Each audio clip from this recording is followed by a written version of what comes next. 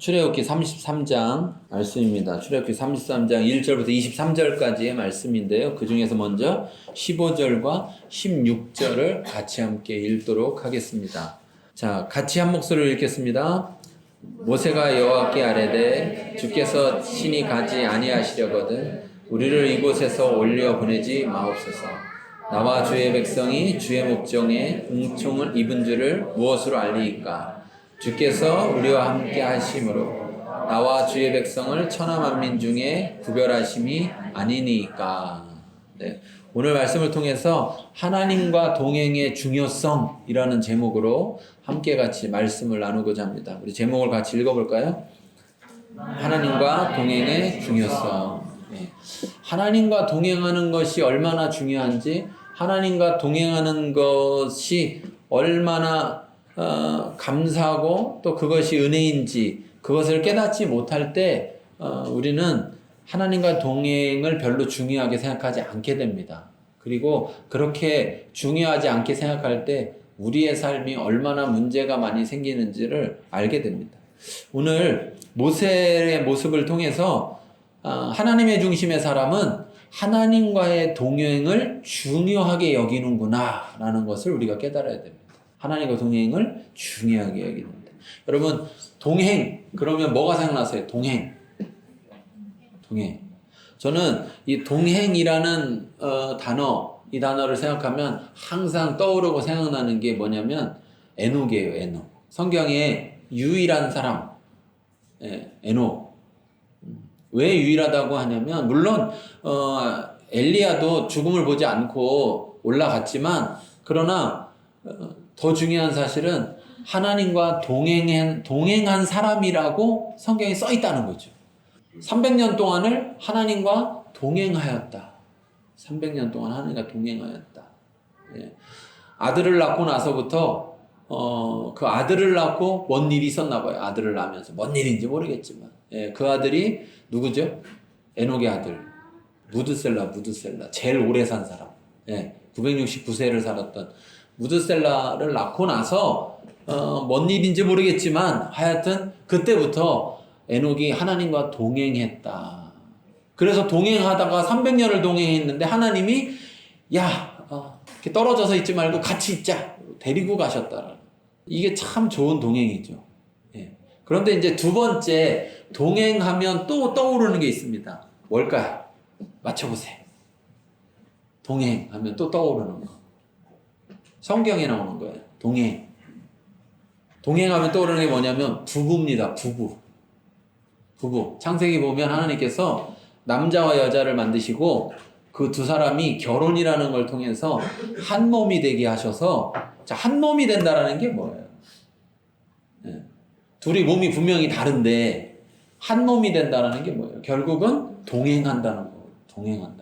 그래서 부부가 이 땅에서 살아가는 동안에 동행하는 것이다. 근데 여러분, 동행할 때 동행하는 사람과 뭐가 제일 중요하죠? 동행하는 사람과 자기와 어떠한 상태냐? 좋은 만남이냐? 좋지 않은 만남이냐? 에녹과 하나님은 굉장히 좋은 만남이었던 것 같아요. 그러니까 하나님이 데려가고 싶을 만큼 에녹이 그렇게 마음에 들었다는 거죠.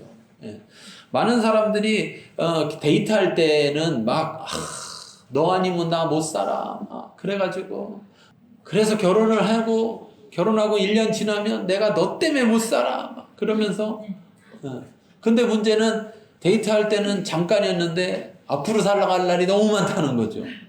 그러다 보니까 지겨운 거예요. 괴로운 거예요. 누구와 동행하느냐. 동행하는 것이 중요하지만 더 중요한 것은 누구와 동행하느냐가 진짜 중요하다라는 거예요. 그런데 하나님과 동행한다 그러면 얼마나 좋겠어요. 그런데 하나님과 동행한다라는 게 좋게 느껴져야 되는데 어떤 사람은 어떻게 느껴지냐면 그게 부담스럽게 느껴지는 거예요. 하나님하고 동행한다고? 그 부담스럽게 느껴지는 순간 그 동행은 어떻게 되겠습니까?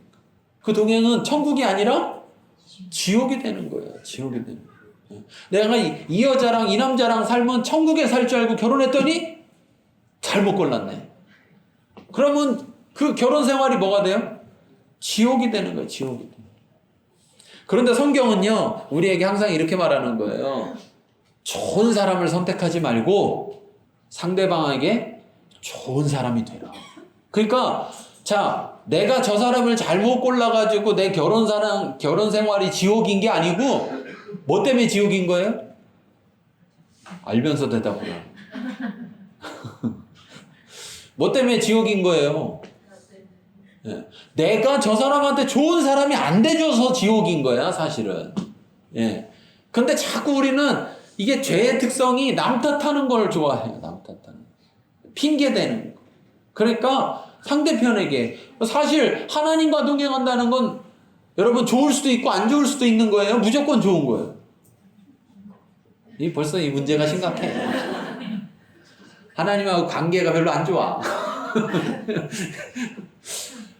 하나님하고 동행한다는 건 무조건 좋은 거죠, 이게. 근데 이게 무조건 좋다고 안 느껴진다는 것은 벌써 하나님이 문제가 있는 게 아니라 내가 문제가 있는, 내가 문제가 있는. 되게 웃긴 게, 왜 연예인들 이렇게 TV에 나오면 그거 보고서 막 자기가 좀 싫어하는 연예인 있잖아요. 그래갖고 막 욕하고 막 안 좋다고 하고 막 그랬는데 어디 식당 가는데 그 연예인이 왔어. 그럼 어떻게 해요? 웃겨. 가서 또 사인을 받고 또 친한 척하고 막 이렇게 사진 찍고 막, 어? 근데 그 사람이 내가 그랬다는 걸 알았다면, 내가 그렇게 TV 나올 때 막 욕하고 그랬다는 걸 알았다면 그 사람이 해주고 싶어요? 안 해주고 싶어요? 안 해주고 싶죠.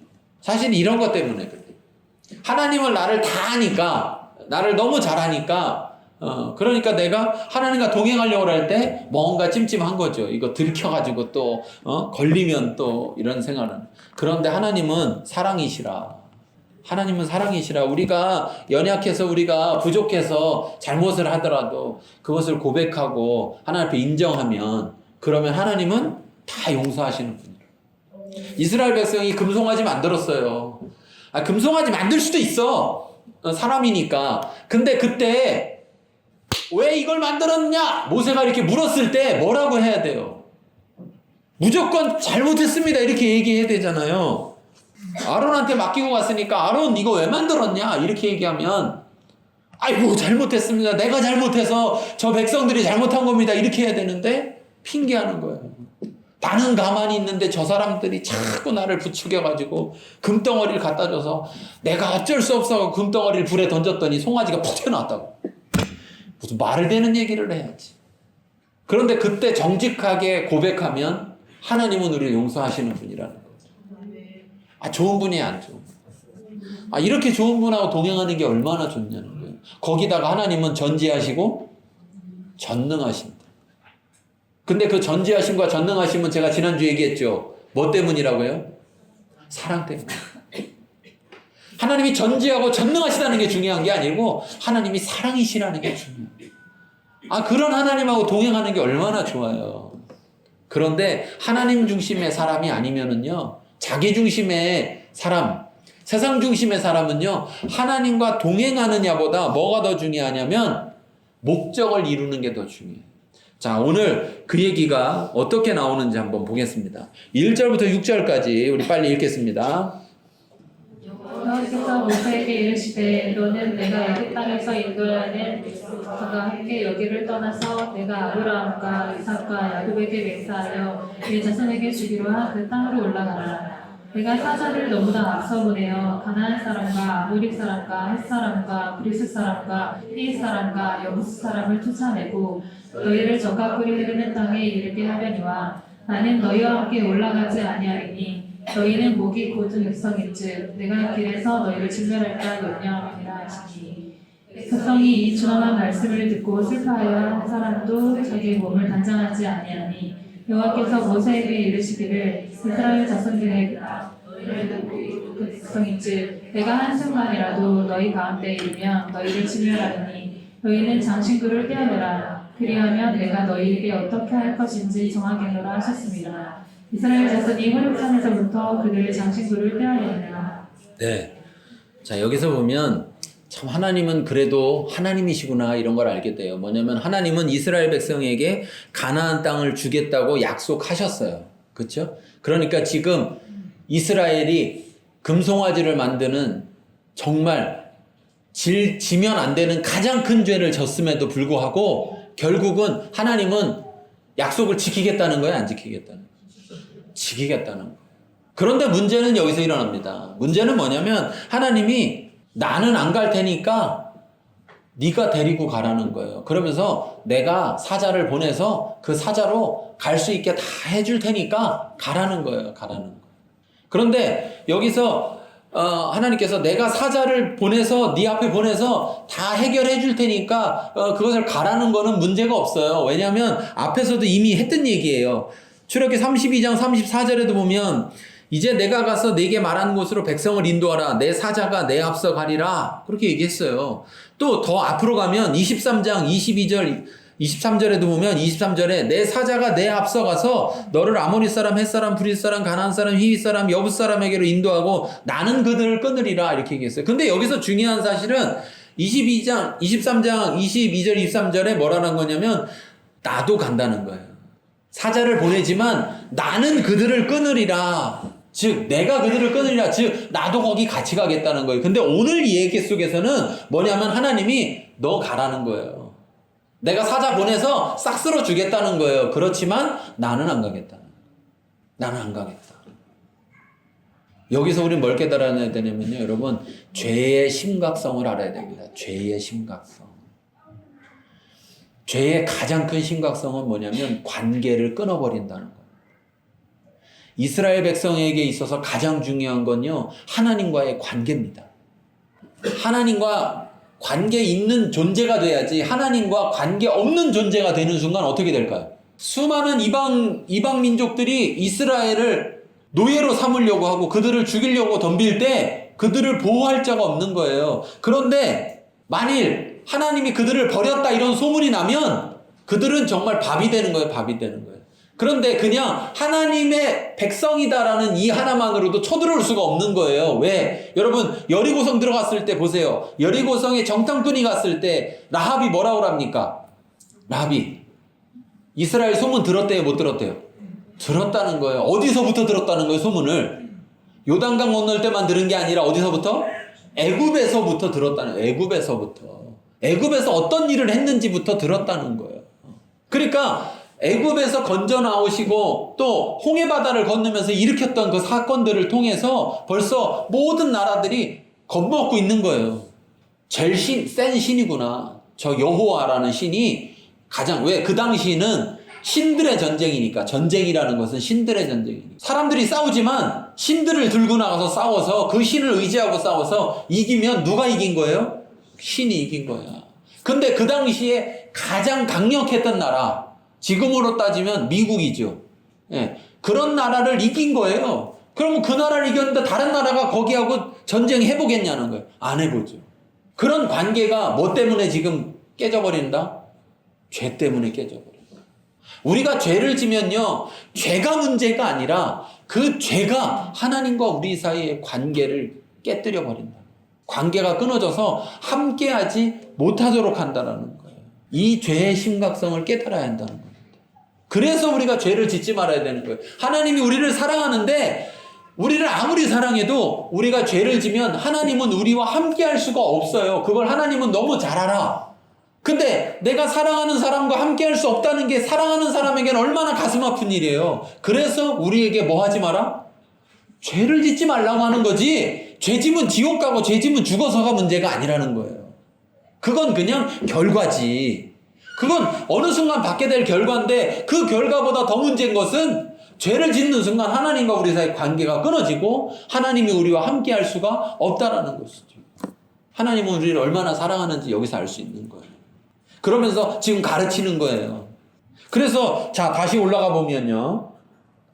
1절 보세요. 1절 여호와께서 뭐라 하냐면 모세에게 너는 내가 애굽 땅에서 인도하여 낸 백성과 함께 여기를 떠나라.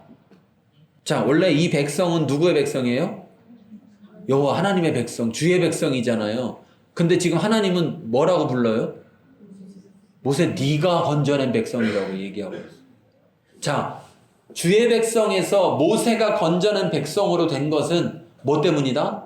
죄 때문이다. 죄 때문에 관계가 어떻게 됐다? 끊어져 버렸다는 걸 지금 아주 냉철하게 하나님은 이야기하시면서 가르치는 거예요. 왜? 이때 가르쳐 놓지 않으면 이스라엘 백성은 또 앞으로도 그러한 짓을 할 거기 때문에. 그래서 지금 이야기하면서 아주 냉철하게 이야기하는 거예요.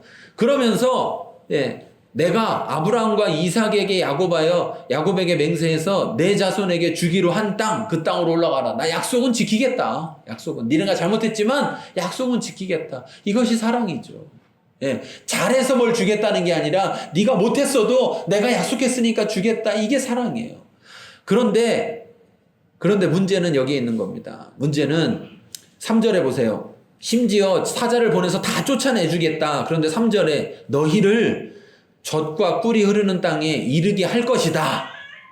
내가 안 가도 니네가 거기 다 도착하게 해줄게. 걱정하지 마. 내가 약속은 반드시 지켜. 그런데 나는 너희와 함께 올라가지 않을 것이다. 근데 여기 함께라는 말이요. 원래 1절엔 함께라는 말이 있잖아요. 근데 1절에 함께라는 말로 원래 성경에는 없어요. 성경에는 그냥 너는 내가 애굽 땅에서 인도하여 낸 백성과 여기를 떠나라 이렇게 돼 있는 거예요. 근데 그냥 의미상 함께를 넣은 거예요. 번역할 때. 그런데 여기는 함께라는 단어가 있어요. 케렙이라는 단어인데 이건 무슨 단어냐면 안쪽 중앙이라는 단어예요. 안쪽 중앙이라는 단어. 가운데라는 단어예요. 이제 나중에 성소를 짓게 되면 그 성소는 이스라엘 백성의 가장 중앙에 위치하게 됩니다. 그래서 거기에 동서남북으로 세 지파씩 그 성소를 중심으로 자리를 잡게 돼요. 그래서 하나님이 이스라엘의 중앙에 있게 되시는 거예요. 그런데 여기 뭐냐면 내가 너희와 함께 올라가지 않는다. 내가 너희의 중앙에서 너희 가운데서 올라가지 않을 것이다. 왜 그러냐? 너희가 목이 곧은 백성이라 내가 너희를 진멸할 거야. 내가 너희를 사랑하지만 목이 곧은 백성이라는 건 뭐냐면 여전히 죄 가운데 있어서 죄를 따르는 백성이라서 그 죄를 너희가 또 저지를 때 그 죄 때문에 너희를 심판할까 한다 이거예요. 그렇기 때문에 내가 안 가겠다라는 거예요.